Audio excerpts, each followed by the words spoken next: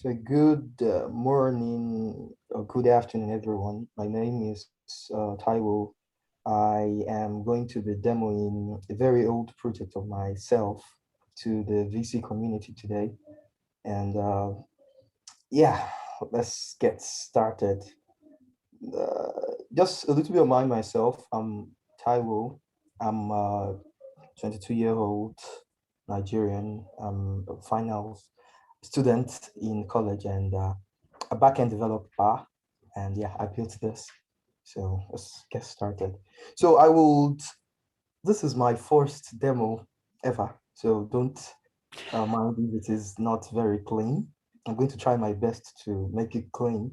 But yes, that's my thought. The project itself, it's a very old one. It's like the third project I built when I started backend development as a software developer. And it is more suited, like tailored to my needs. And so it might seem a little bit not very suited to most people's need. But I believe the goal of project had to learn things. And I think I did learn a lot of things from this. So what is CDEnv?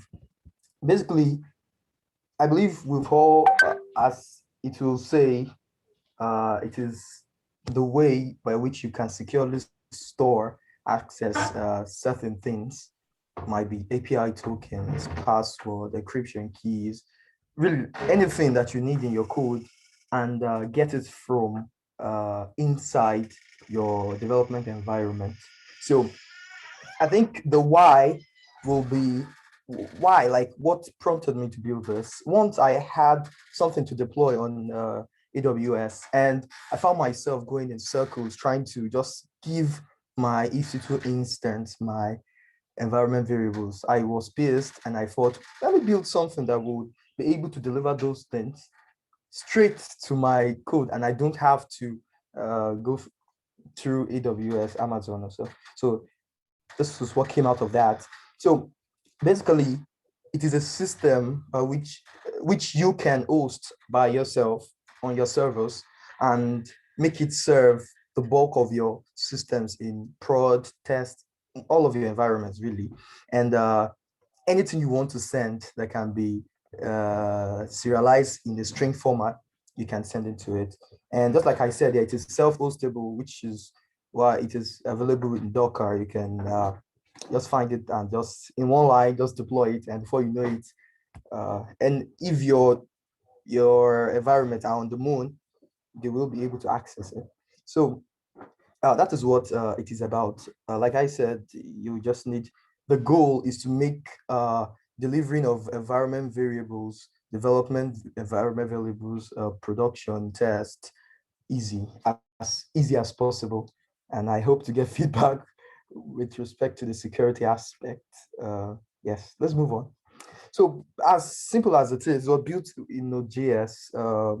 I use molecular JS because that was what I was infatuated with at that time.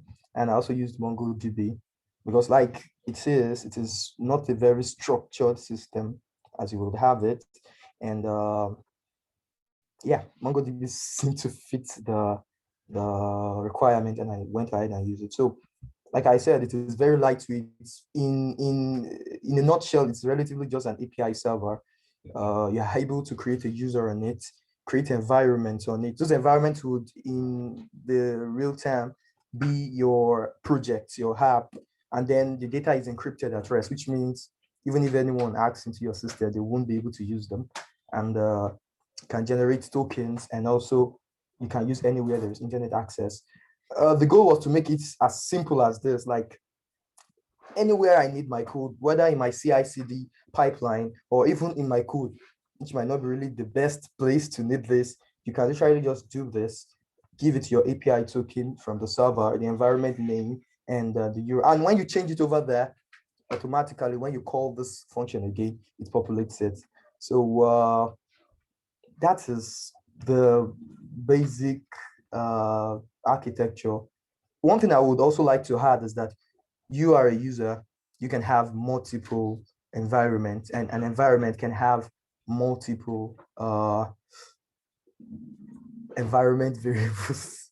Yes. So that way, user has environment, and environment has environment variables, or just, but literally they're just key value pairs everywhere, and then you're able to serialize them over the web and internet and get them wherever you need it. It's as simple as if you want to probably contribute, this is how you get this. I believe these are quite straightforward. And because of the fact that I think some people might prefer to do email verifications, I had it and send email flag if you want it. If you don't want it, well, that's cool too. And the deployment is as simple as this. It's just as simple as this. Just use this. And in fact, I think I'll be demoing this, my cloud shell. Should be able to do this. Yeah. And yeah, you have something like this. And before you know it, it's already piping the internal port 3000 to 4000, and you're able to get your uh, your uh, your environment on that port, and it can be accessed anywhere on the internet. So I would like to show you how that looks like. I think that's 4000. So I have a little web page that I set up here to show the health of the nodes and services. So you have some of these ones. In long term, this will be replaced with a more comprehensive UI, which you can use to create. But because my front-end skills are very, you don't want to see them. So I chose not to put them here yet, at least while I'm still trying to brush up. And basically, this will keep running for as long as you like. Because of the fact that I didn't have a good environment to do things like I said, the thing could be, I can't create anything with this. This is just showing me the server. What does it do? I have a client that I wrote, and I thought, which in retrospect is a very, very bad decision. I thought that, okay, I'm able to do like a terminal-based UI for it, retro stuff. And apparently, I don't think it's the best really, but because of the time constraint of this demo, I just went ahead with it. And that was also built with Node.js in mind, and it does quite a number of things. You're able to sign up as a user, log in as a user, create environment, model, relatively everything you can do with a website, you can do with this, but it just does not look like a website. And so that is what that's what this is about. And since it is relatively, it's just a small code that passes the response that comes from the hosted instance of your CDEnv, it makes it very, very easy for you to pass the public URL of the hosted CDEnv to it, and then you're able to get things done. So I would love to show that to you too. I'd love to see if someone has a question or feedback for Taiwo, you can go ahead and drop that in the chat now. I'm going to let you go a little bit longer, Taiwo, and while we're waiting to see if anybody has something they want to say. Okay, thank you very much. I'm ready, sweetie. Yeah. So this is what I have. I have my CDEnv container working on the server here, and now it is working. What do you want to do with it? The question will be, okay, go and access the UI, the web browser there. But since I don't have a web page there, then this is not a good one. So I'm going to be using the terminal-based instance. I already have one of them hosted on Heroku, and it seems to be a little bit better and easier to set up than to use this, because this is literally just setting up the environment. I have an environment file that contains those things that you might need. I think I have an example of it here. So I already set up all of those things because I read that you should do that before a demo, so I did. So all of this are like basic things that you might want to use. And once you have this there, just pipe it through your Docker image and it just starts the good work. And so with this, I'm going to export my CDEnv server as this variable, which is the public API of my hosted instance on the cloud, and I'm going to do npx CDEnv just to save time. So it's going to fetch it like live, and here's what I have. I hope you can see it. So if you like to install it like a global, as a global package, you can do that too. But I think this gets it working fast, and you can log in and you can register. I'll just be doing the login in here.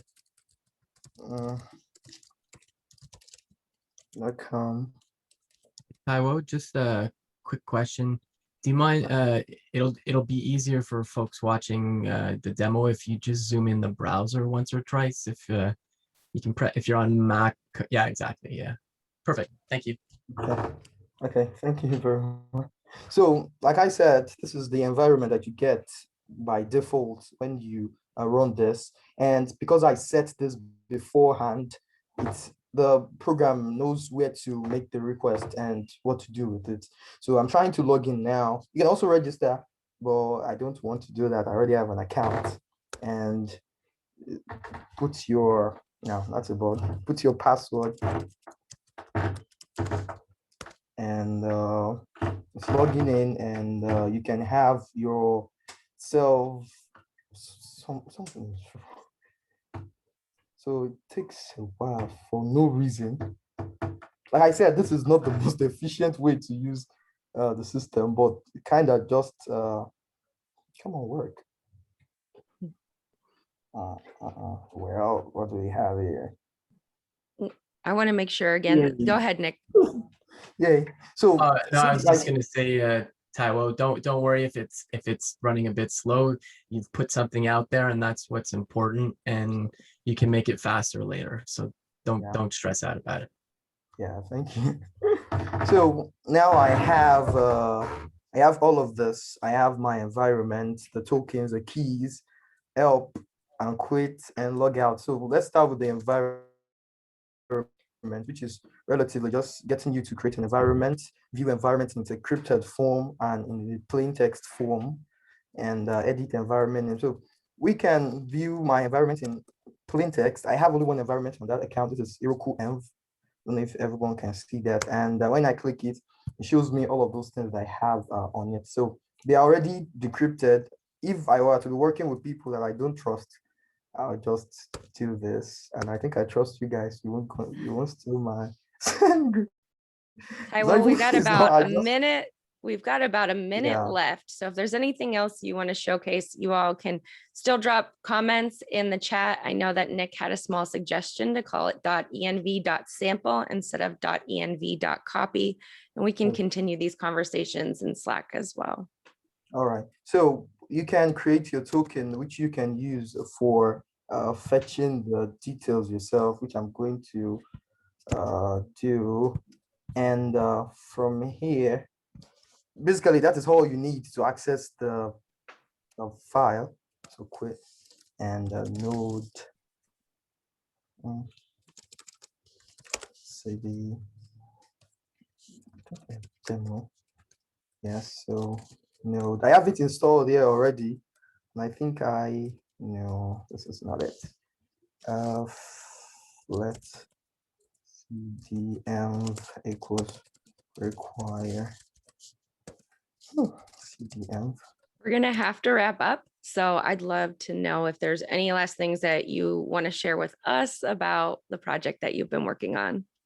So basically, the goal, like I said before, is just to get your variables as this here, to get them inside your environment that you have your code running. And I'm supposed to run this and get it there. Yeah. Okay, that's perfect. So get it inside. And when you check your variables, you're going to find them all there. So that's basically everything. And there is no special thing there as regards that. So thank you very much. All right. That's it. Thank you so much, Taiwo, for sharing. And also, like I said, this is being recorded, but if this repository is not private, definitely drop that in the chat and then put that in the events as well, or the monthly challenge channel, I guess would be the better place to have that. And then that way people can take a look at it and get a little bit more of a closer eye on that. Yeah, all So right. Thank you thank very you so much. much, Taiwo. I'm going to So I'm pause going this to recording. stop.